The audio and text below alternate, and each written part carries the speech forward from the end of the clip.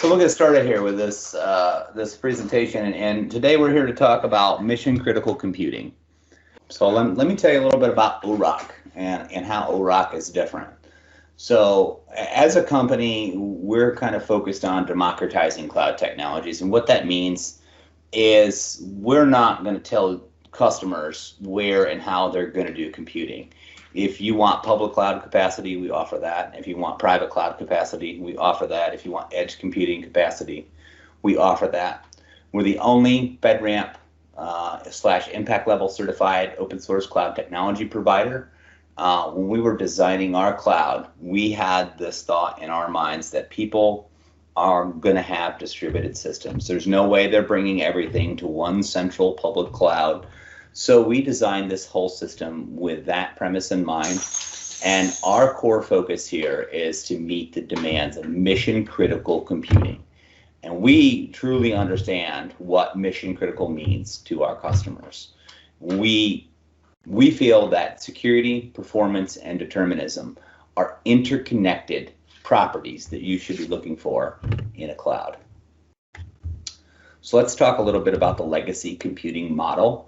And how this is how your traditional VMwares to your current generation proprietary cloud providers are built on. They are built on time sharing based technology. So when you buy a CPU core from a existing proprietary cloud provider, what you're really getting is a time share on a clock.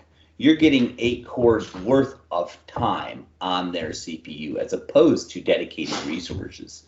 And this is really important for mission critical computing because these cloud providers have oversubscribed their clouds, and depending on how much you pay is depending on where you're at in the queue. And for mission critical applications, you have to really start asking yourself, is it okay if my application waits to process something?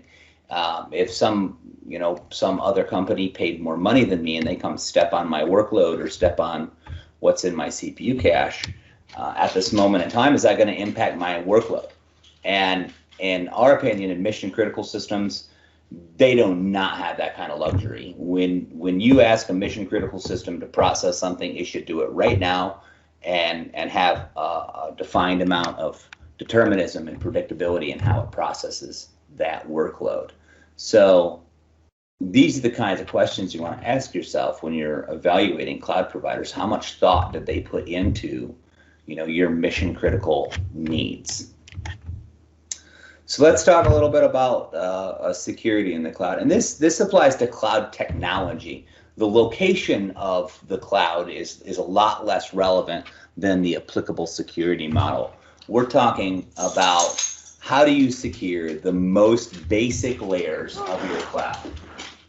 Security, it starts all the way at the most basic premise. It starts the most basic thing that you're really renting or buying when you go into cloud technology, and that's the CPU. So security is layers on top of layers on top of layers on top of layers in this cloud technology, and depending on how many layers are there and how your cloud provider has built their security stack depends on how much performance it costs you and how much determinism it costs you.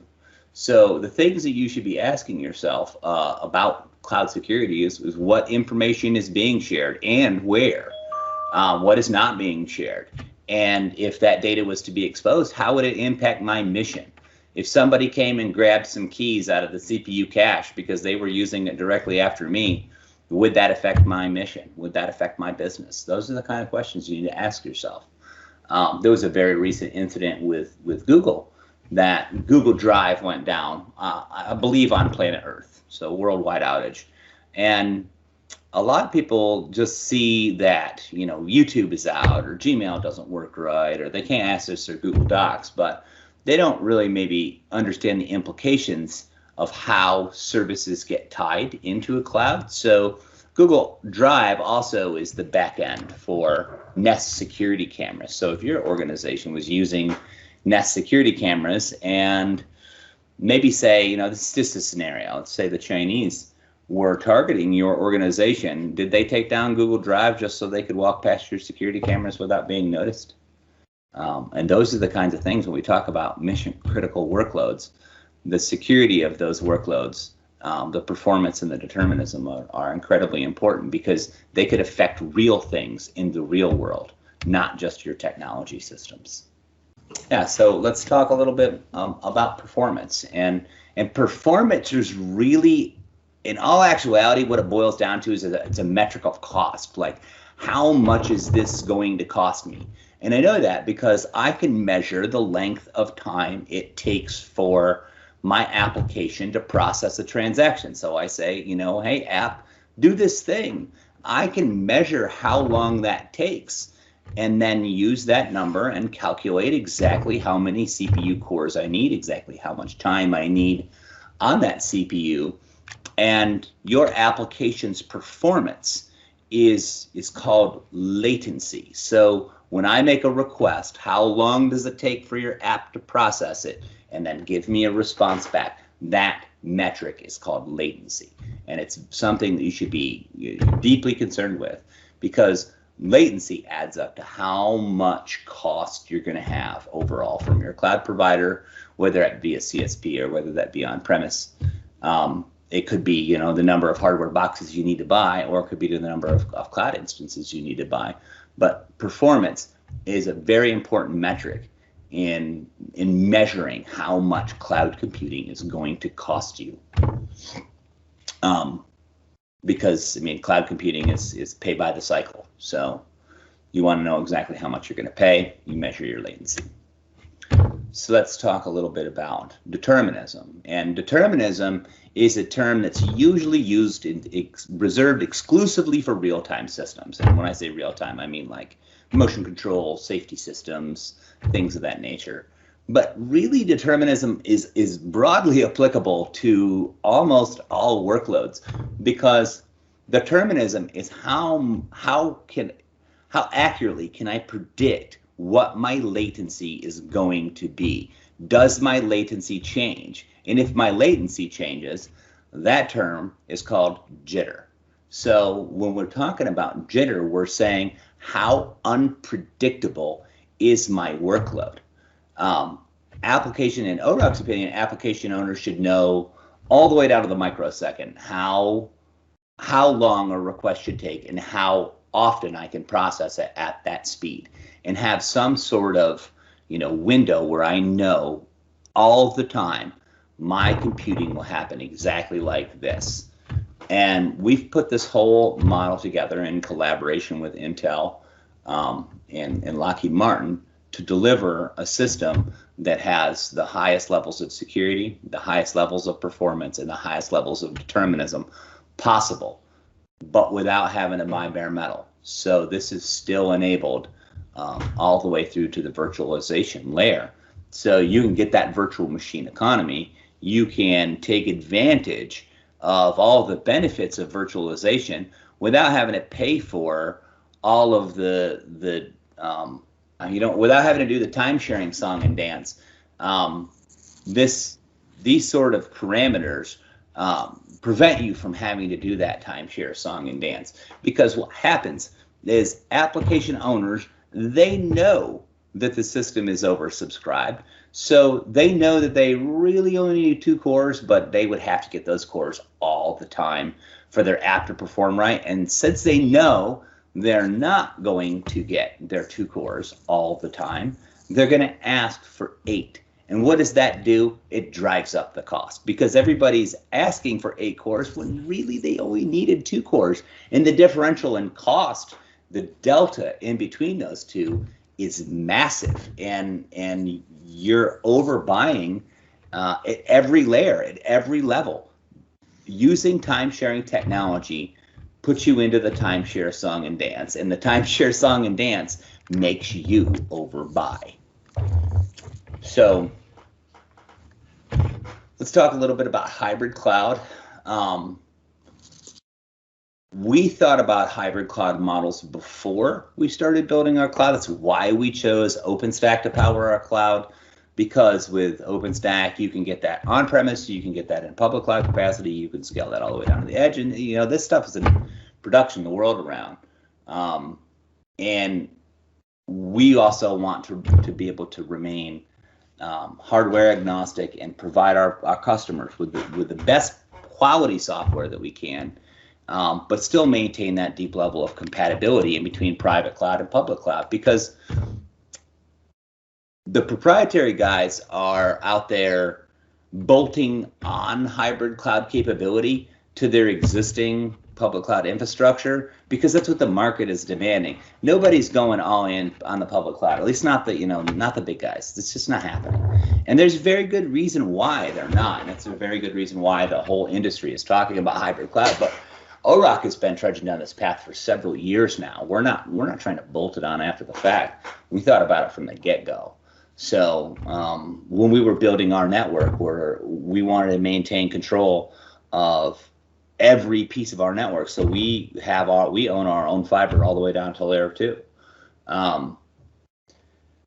We believe that true hybrid clouds should all be built on one API, because the idea is that I write a cloud-ready application or cloud-native application that knows the cloud that it's on. And if I have, one technology on-premise and then a different technology in the public cloud, well, I need 2 experts that know how both of those technologies work to write cloud-ready apps, write cloud-native apps. And that developer is very expensive, and it makes your technology very complex. So let's talk a little bit about our demonstration, or getting set up here for our demonstration. And if you're a mission-critical application owner, which workload profile, knowing nothing about workload profiles, look at these 2 graphs and tell me which one you're going to pick. Everybody's going to pick the one on the left. Why is everybody going to pick the one on the left? Because it looks very consistent. It looks very clean. And the reason why is because it's very predictable. The real word is determinism. It's very deterministic.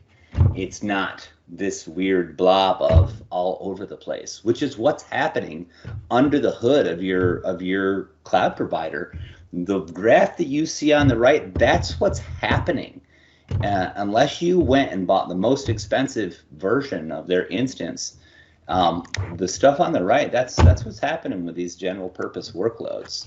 And your existing infrastructure on premise, if you look on the right, that's very likely to be you.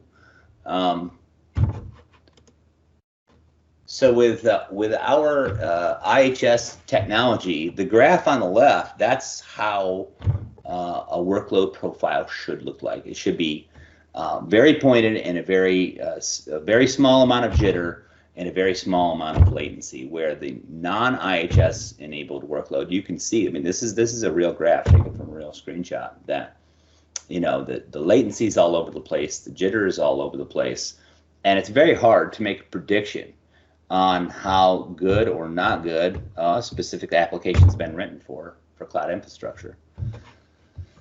So now let's go on to the actual demonstration itself. So I'm going to exit out of this presentation real quick. And I'm going to show you some live histograms. And these histograms are from an operating system called Linux CNC. And Linux CNC is in production in the world around to power robots. This is designed to drive real machines. And they include this tooling in here to see if your system is suitable to drive a machine and give you a profile of what it's going to look like, so you know what to expect. Because when you start spinning a cutting head at 24,000 RPMs and then moving it around space and time, you want to make sure that's a very coordinated effort. So we're using these tools to demonstrate how IHS works and what kind of numbers you would expect. So you see on the graphs here, I'm going to reset these in just a minute, but I wanted you to know that, like, look at this is the base thread, and this is a third servo thread, and like I said, this is applicable to a machine controller. So this would be like how the base operating system is doing, and then here's how my actual application's latency and jitter looks like. So latency is on the y-axis of the graph, jitter is on the x-axis of the graph. So what I'm going to do is I'm going to reset these so you guys can see how quickly this stacks up in real time. And in the public cloud providers, when you go run a performance benchmark what you're going to get is the highest performance number at a moment in time, not measured over, days or weeks, where with this kind of tooling, this is what you could do, is look at things over longer periods of time. Like this has been running so far for about 2,000 seconds. And if I let this run longer, eventually you'll see this graph over here on the right side. It will populate all the way across, and your latency or your jitter will be all over the place, both left and right. So sometimes really fast, sometimes really slow. Just depends on what's happening. So one of the things I'm going to do when I reset these graphs is I'm going to run an application called LinPack, and it's just a performance tool that tells you how fast your CPU is. I mean, it does a lot more stuff, but the most important part here is that we can get a metric, and we can also start watching, see what happens. So when I run LinPack, and so LinPack is running on both of these machines now. So the top left one is our IHS instance. The bottom right one is a non-IHS instance. The top right window is our IHS LinPack, and the bottom left here is our non-IHS LinPack. And the first thing I want you to notice is how straight and narrow the graphs are from the IHS enabled instance. That you're getting a very predictable amount of latency, and you're getting a very predictable standard deviation. And if you watch this graph, the standard deviation will actually go down as things become more and more predictable. As the workload runs longer, the standard deviation will get better. And you can watch that. If I was to reset this graph, you would see that it started at like 5, and then it will eventually work its way down to around 2 or so. But if you look over here on the right-hand side, you can see that this graph is kind of, all over the place. Sometimes it's responding really, really fast. Sometimes it's responding really, really slow. You can see that our maximum number here is in orders of magnitude. So this is the maximum latency that it took to respond to a request, where this one is very consistent at 66. This one's 18,909. So that's in orders of magnitude of unpredictability, and that's really what it gets to. Is this, looking at the standard deviation, you can see that this is a very unpredictable workload. Although LinPack does the same thing over and over and over again, I still get different results, and that doesn't make a lot of sense until you start thinking about it in a time-shared, resource-constrained environment. So this workload is running in our staging environment, and right now we have an external company coming in to develop an application against our cloud, so they're pounding this region pretty hard. They are using all the APIs, consuming lots of compute, consuming lots of storage. So that's why you see a lot of this unpredictability. And when you go to the proprietary cloud service providers, initially the numbers that you see are going to be great. They're going to be through the roof. But if you measured those over time, when that cloud got busy, you would see a graph that was very similar to this. So the next thing I want you to notice is just how much faster IHS is than standard regular old KVM. So we can run 50 gigaflops, and I'm just going to use the very first number that comes up here. 50 gigaflops for the non-IHS instance, and for the IHS instance, it's at 76. So a markedly larger number. And the longer this goes on, the more that gap grows. So, it starts at 50, and this one makes it, I think its highest number here is 80. If you look down, or if you look at the IHS one, we're up at 129. So there's a sizable performance difference. On CPU, it's more than just getting, better latency. It's also about getting better jitter and making sure that your workloads are predictable. So, because that's what it's required for. Mission critical systems is they not only need to perform good, they need to perform good all the time. So the third thing that I want you to notice on here is look at the amount of time that it took to process these. So these numbers are in pretty close alignment here, because this is the same 4 checks essentially. And that, that aligns up pretty good on here. But when we go down to the next row, we see that these numbers start to separate pretty drastically, that things start to go into the tenths of a second or into the hundredths of a second differences, where in our IHS enabled instance, it's usually only a few microseconds difference, and that's very good precision. I can build an application on that, because if I know that I'm going to have 0.07 to 0.09 second delay all the time, that it's very consistently all the time going to be that, then I can start coding applications that are timed. So safety systems that know they're going to have to wait for a specific amount of time, and they're not going to crush somebody in a door.